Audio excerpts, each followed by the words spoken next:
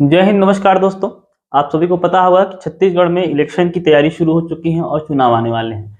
इस समय पे क्या होता है, कोई भी वैकेंसी के लिए आवेदन नहीं मांगे जाते हैं। जनरली इस टाइम पे एग्जाम नहीं होते, कोई नई घोषणा नहीं होती, आचार संहिता लग जाती है, आप सभी लोग को पता है। लेकिन इस समय भी जो अभ्यर्थी तैयारी कर रहे हैं उनको सभी को पता होगा, फिर से बता रहा हूँ, पहले भी 2 बार वीडियो में बता चुका हूँ कि छत्तीसगढ़ उच्च शिक्षा विभाग में कुल 880 पदों पर वैकेंसी आई हुई है और उसके लिए फॉर्म भी लगातार लिए जा रहे हैं। अभी भी जो लोग फॉर्म नहीं भर पाए हैं उनके लिए अभी भी डेट खुली हुई है, नवंबर तक, 10 नवंबर तक आप लोग उसके लिए आवेदन कर सकते हैं। ठीक है, मैं बता दूं, व्यापम और पीएससी की वेबसाइट में नहीं ढूंढेंगे, छत्तीसगढ़ उच्च शिक्षा विभाग में इसके लिए आवेदन लिए जा रहे हैं। ठीक है, सीजी हायर एजुकेशन है, तो उसमें 880 मिलाकर कुल पद है। पिछली वीडियो मैंने बताया था डिटेल से। आज हम लोग इस वीडियो प्रयोगशाला परिचारक के 430 पद हैं, इन पर आप कैसे सिलेक्शन ले सकते हैं, कब इसका एग्जाम हो सकता है, इसके लिए कैसे तैयारी करनी है, किन किताबों को पढ़ना है, उसके बारे में हम लोग डिटेल से बात करने वाले हैं। ठीक है, तो चलिए, इसके लिए आवेदन नहीं किए हैं तो कीजिए, कर दीजिए। 10वीं पास जो अभ्यर्थी है वो इसमें आवेदन कर सकते हैं। कुल मिलाकर के 430 पद हैं। ठीक है, इसका डिटेल नोटिफिकेशन मैंने पहले की वीडियो में बता चुका है। अब हम बात करते हैं दोस्तों, पढ़ने के लिए सबसे इंपॉर्टेंट क्या होता है, सिलेबस। ठीक है, और ये जो वैकेंसी है वैसे अभ्यर्थियों के लिए बहुत अच्छी है जिन लोगों का मैथ्स थोड़ा सा वीक है या लैंग्वेज में ज्यादा कमांड नहीं है, जिसको हिंदी इंग्लिश में थोड़ा सा डर लगता है। ठीक है, तो उनके लिए बहुत अच्छा है। और यहाँ पर केवल 2 चीजों को आपको पढ़ना है। इसका जो सिलेबस अगर आप लोग देखेंगे तो सिलेबस बहुत सिंपल सिलेबस है। एक लाइन में लिखा गया कि सामान्य विज्ञान पूछा जाएगा और 9वीं से 10वीं तक के स्तर का इसमें सामान्य विज्ञान पूछा जाएगा। अब सामान्य विज्ञान में फिजिक्स, केमिस्ट्री, बायोलॉजी, जो भी साइंस होता है वो पूरा इसमें आएगा। ठीक है, और तो ये जो आपका सिलेबस है इसको आपको कवर करना है। अब आप लोगों को पता है कि एग्जाम का फॉर्म तो डाल देंगे आप लोग, लेकिन एग्जाम कब होगा, इसका एग्जाम होने में बहुत टाइम है। ठीक है, कम से कम फरवरी तक आपका एग्जाम होगा, जनवरी के लास्ट में एग्जाम हो सकता है, क्योंकि अभी नवंबर का महीना चलेगा। अभी इलेक्शन 7 और 17 नवंबर को आपके यहाँ वोटिंग होगी, दिसंबर में सरकार वगैरह बनेगी। ठीक है, तो जनवरी के अंत तक में आप समझिए कि इसका एग्जाम हो सकता है। तो सामान्य विज्ञान आपको पढ़ना अभी से चालू कर दीजिए। ठीक है, यहाँ पे 9वीं और 10वीं का स्तर जो छत्तीसगढ़ का होता है वो जनरली आप देखेंगे तो एनसीईआरटी में बहुत कम क्लास में इसको पढ़ लेते हैं, तो 8वीं तक में ही, 6वीं 7वीं तक में ही एनसीईआरटी वाले लोग उसको पढ़ लेते हैं। तो आपको लगभग 12वीं तक का, जैसे एक बार और प्रयोगशाला का भी एग्जाम हुआ था लैब असिस्टेंट वाले का, लैब वालों का, उसमें काफी ज्यादा अच्छे टफ क्वेश्चन पूछे गए थे। तो फिर उसके बाद लोग मीम बनाते हैं कि इसरो में एडमिशन लेना है क्या, नासा भेजना है क्या। तो कहने का मतलब ये टॉपिक 9वीं और 10वीं के हो सकते हैं, लेकिन जो डेप्थ जानकारी आप लोग को चाहिए होगा वो 11वीं 12वीं के स्तर तक का आप लोग को पढ़ना पड़ेगा। ठीक है, तो इसमें क्या होगा, आपके 60 प्रश्न आपसे ऑब्जेक्टिव टाइप के पूछे जाएंगे और 60 नंबर यहाँ से रहेंगे आप लोग के एग्जाम में। ठीक है, 60 क्वेश्चन और 60 नंबर रहेंगे। तो फिजिक्स के टॉपिक आप लोग निकालिए, केमिस्ट्री के टॉपिक निकालिए, ठीक है, बायोलॉजी के टॉपिक निकालिए और उसको एनसीईआरटी की बुक में फॉलो कीजिए। ठीक है, एनसीईआरटी की बुक फॉलो करेंगे, सिस्टमेटिक रोज डेली का डेली एक एक 2-2 चैप्टर भी आप लोग पढ़ेंगे, नोट्स बनाएंगे, उसको रिवीजन करते जाएंगे, तो आप लोग को ये चीजें नहीं छूटेंगी। और ये क्या है ना, आने वाले एग्जाम के लिए बहुत इंपॉर्टेंट हो जाएगा, क्योंकि जो साइंस होता है, अगर आप रेलवे वगैरह के एग्जाम देंगे, अभी 2024 में फिर से सेंट्रल गवर्नमेंट में इलेक्शन है, तो रेलवे में वैकेंसी आने वाली है। तो अगर ग्रुप डी वगैरह का डालना है आप लोग को फॉर्म, या डालेंगे आप लोग, तो उसके लिए साइंस 25 नंबर का आता है। तो साइंस के लिए आप तैयारी हो जाएगी, तो साइंस आप लोग के लिए बहुत अच्छा हो जाएगा।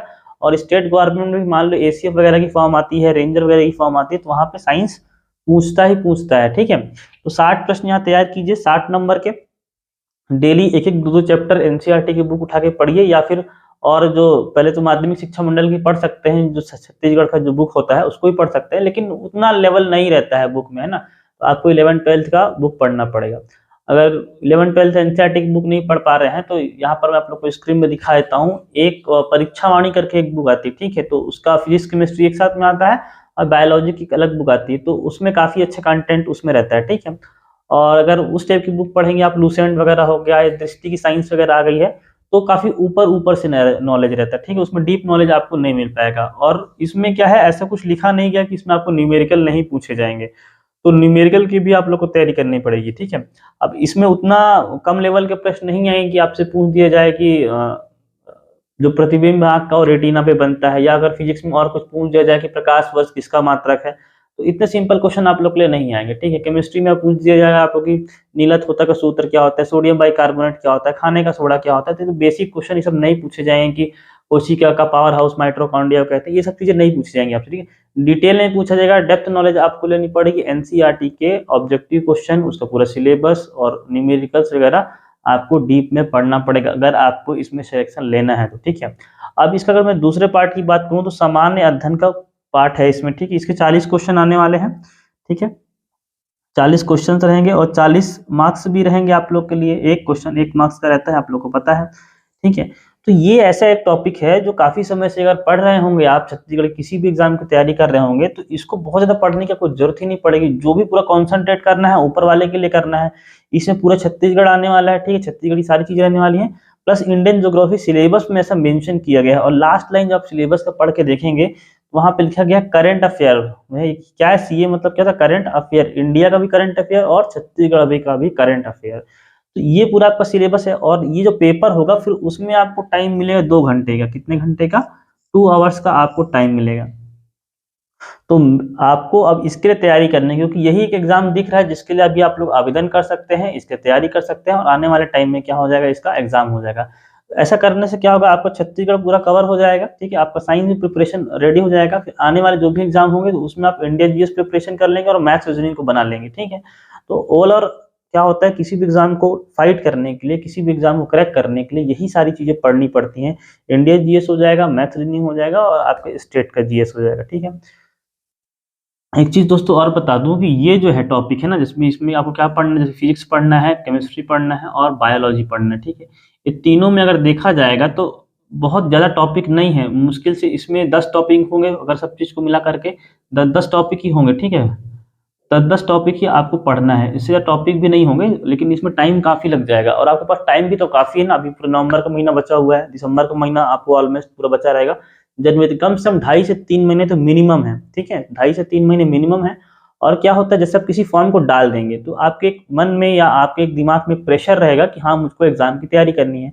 और ये लगभग 1-2 महीना आपका पढ़ाई के साथ बीत जाएगा। और जैसे फिर आने वाले सेंट्रल गवर्नमेंट को एग्जामिनेशन आएगा या फिर जब आचार संहिता हटेगी, एग्जाम कंडक्ट करवाए जाएंगे, तो उससे क्या होगा, फिर आप लगातार पढ़ाई के फ्लो में रहेंगे। और अगर आप ऐसा समझ लें कि अभी कोई एग्जाम नहीं है, अभी किसी के फॉर्म नहीं लिए जा रहे हैं, मुझे कुछ नहीं पढ़ना है, तो आपका वो 1-2 महीना आपका ऐसे ही बर्बाद चला जाएगा।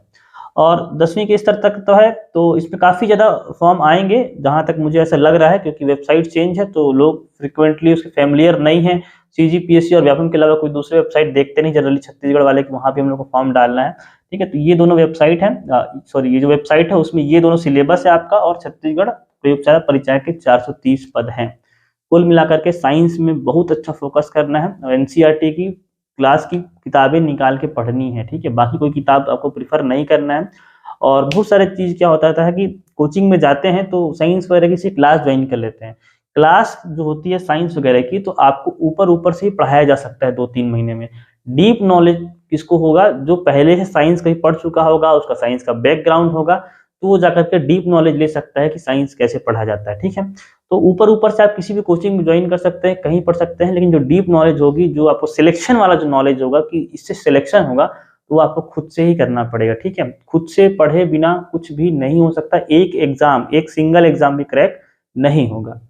चलिए दोस्तों, आज के इस वीडियो में इतना ही रखता हूँ, मिलता हूँ आपसे अगले वीडियो में, तब तक धन्यवाद, जय हिंद।